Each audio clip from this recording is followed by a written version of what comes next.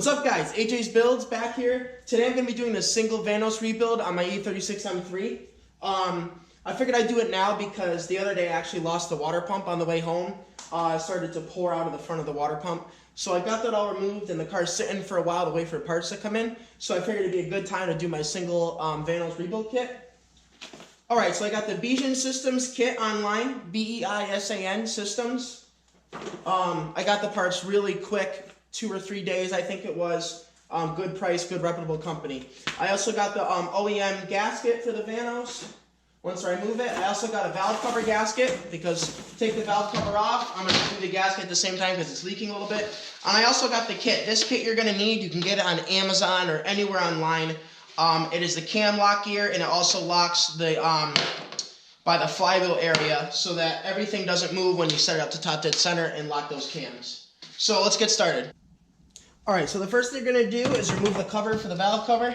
You're going to undo your oil filler cap.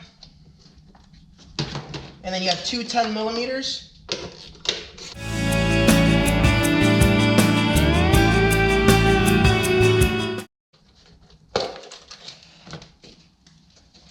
After you get that cover off, you're going to want to put your cap back on so nothing falls in.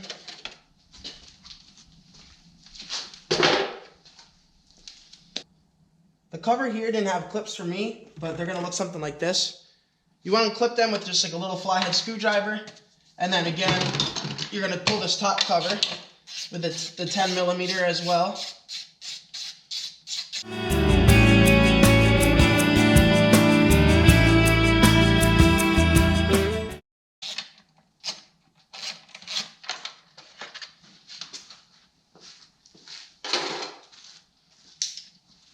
After you remove that, you're going to take off the hose over here. Alright, the next thing we're going to do is remove these ignition coils. You're going to pull up on the tabs. They just slide right up. They should come up pretty easy. You probably don't even need tools.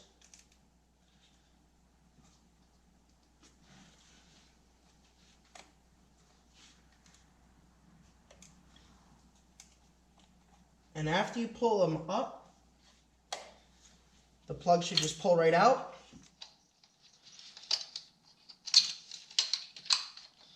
Move this out of the way. Tuck it in here. It's out of the way.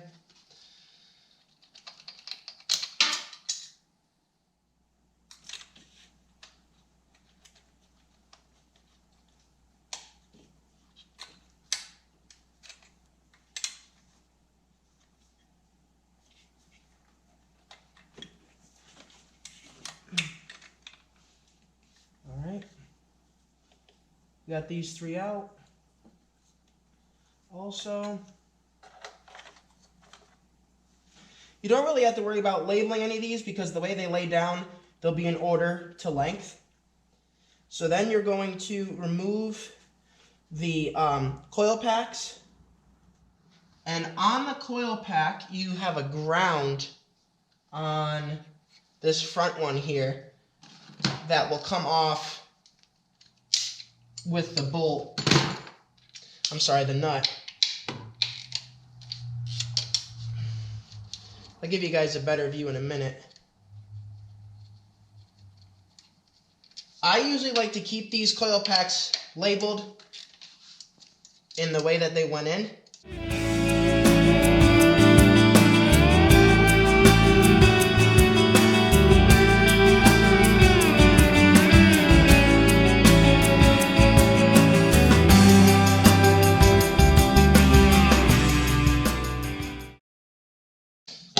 Alright, so we got all those out. Alright, the next thing to do is to remove all of the perimeter bolts.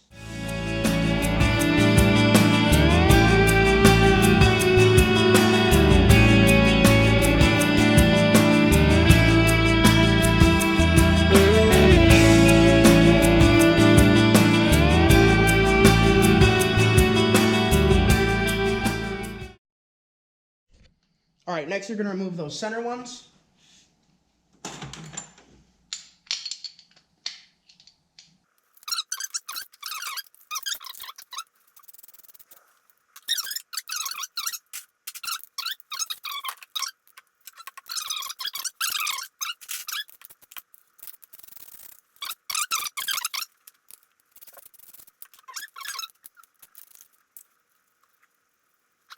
Right, now that you've got all the bolts off, you have all the perimeter, all the centers, you're going to use a putty knife and you're going to free this valve cover loose. They go really easy. I'm not extremely worried about the gasket because I have a new one. But as you saw, I just put it in, gave it a slight tap. It came free, and I'm going to be easy when I come up because I don't want to lose any of these washers or shims down in the motor, because some of them stay on the valve cover, some don't. When you take it off, some will stick, some will not. I'm going to get this out of the way here so it's a straight shot up. I don't get hung up on anything. You're going to lift straight up. After you lift straight up, just slide forwards, just like that. All right, next you're going to move the intake cam cover. You're just going to pull straight up. It should unclick, just like that. All right, so the next thing you're going to do is you got to get everything set up with the cams so that it's top dead center, so you can put the cam locks on the back, you can slide the pin in for the chain, and you can lock the flywheel. So to do that, you're going to take a 22 millimeter and you're going to turn the crank. There's a O/line T mark on the gear by the crank. I'll show you. The gear down here. On this tooth gear, you're going to see an OT mark. And the OT has to line up to the little tab here. You'll see it. There's a little mark tab. So I'm going to spin that so that's on the top dead center. But you also want to make sure that your cam, your intake and your exhaust cams, the lobes are facing 45 degrees within each other. So one's going to face this way, one's going to face this way. They're going to face on a 45 degree towards each other. So I'm going to start to spin that now.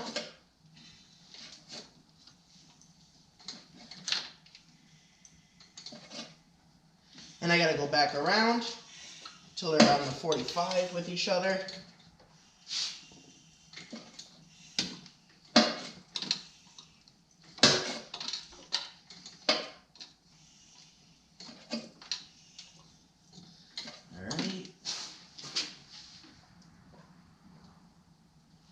Go easily.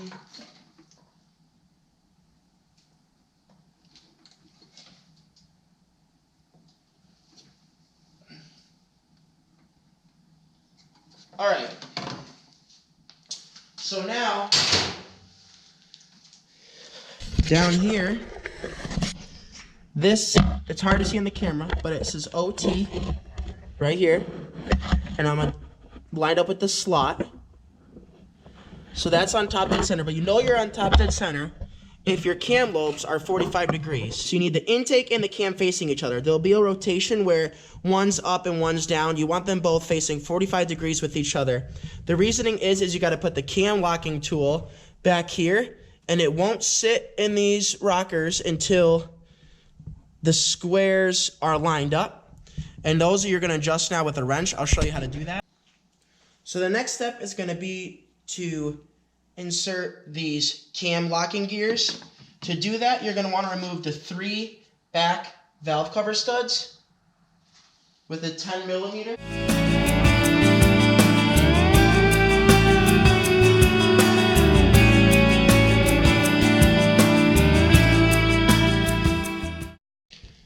So I'm going to go underneath the car to see if I can show you guys an angle at the camera. It's pretty hard to see, but I'll explain to you kind of where it is and how to insert that pin. If the pin doesn't go in the first time, you're going to want to come back out and very slightly move the crank pulley with that 22 millimeter and then go back under and push it, and the pin should probably slide in.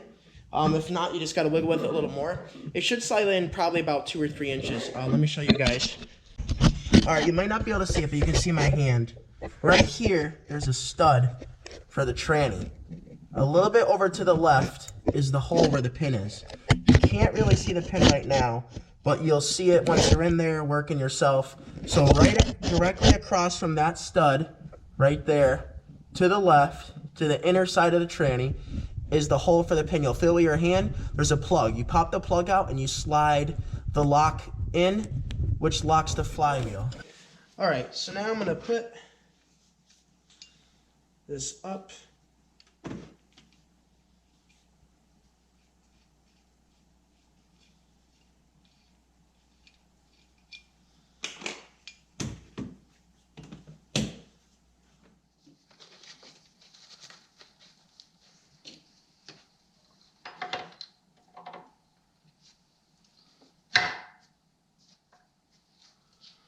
All right, so this was lined up perfectly. If you're not able to get the cam lock tool flush with the head, what you're gonna wanna do is you're gonna get a 24 millimeter. I didn't have one, so I used a 15/16. And you're gonna rock the cam back and forth slightly until the cam locking tool fits down on the groove in the middle there of the square block in the back. And you're gonna do the same with the intake side. So now I'm gonna slide that tool down on the intake side.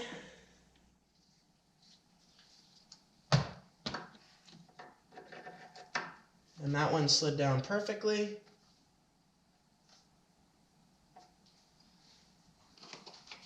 And I'm gonna catch this bolt.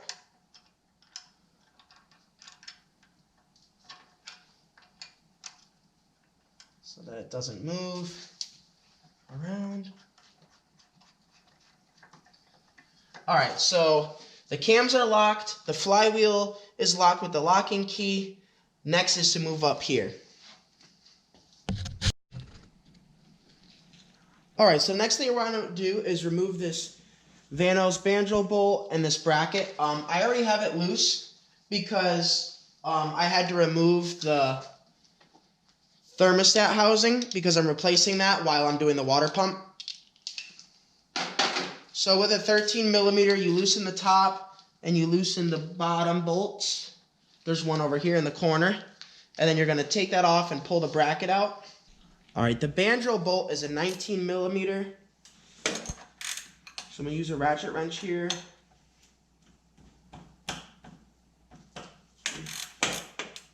You're going to lose some oil probably. And beware that it does have a crush washer.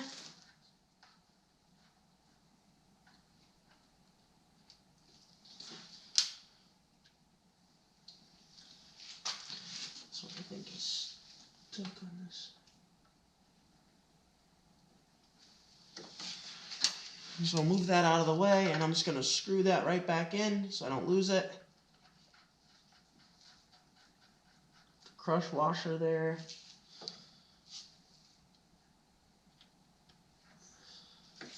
All right, next thing I'm going to do is remove these 19 millimeters here so I can get to the exhaust cam bolts.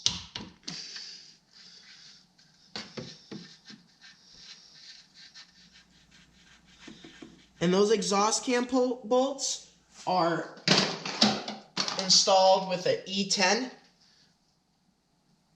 which is a 6-point. It kind of looks like an inverted torque. It's an E10. So I got my extension for that. All right. After you have the 19 millimeter plugs removed, you're then going to go in with an E10, which is like an inverted torque. And you're going to remove the bolts for the cam gear.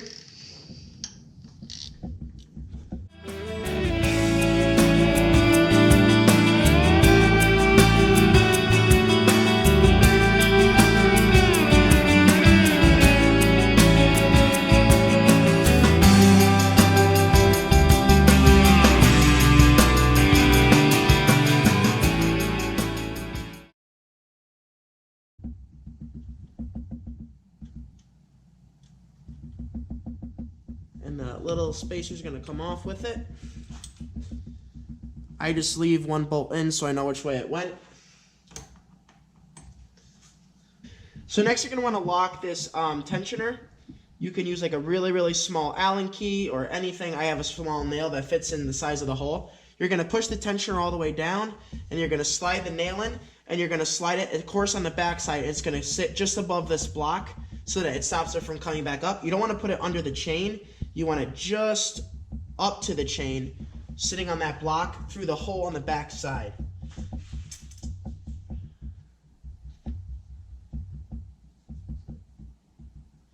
All right, I'm going to move the camera so you guys can see. Just like that. So it's not under the chain, it's flush to the chain. All right, so next you're going to remove the bolts for the Vanos. There's 1, 2, 3, 4, 5, and 6. 6 10 millimeters.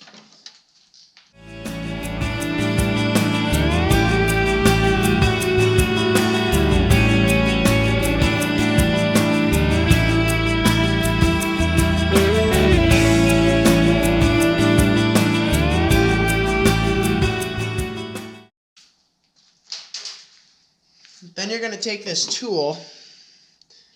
It's the cam spinner tool. You're going to catch it on one of the teeth, and you're going to move the cam clockwise a little bit while you rock the Vanos back and forth. You're going to just wiggle it back and forth clockwise, and that takes the tension right off.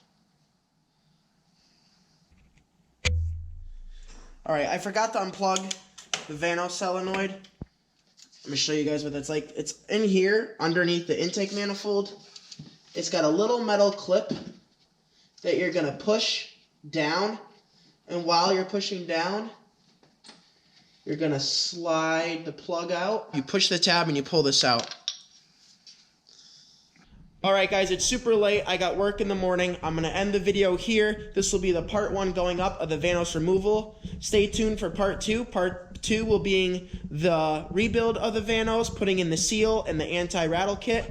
Then I'll be putting it all back together. Stay tuned. This is AJ's Builds. I hope you guys liked it. Please remember to like, share, and subscribe.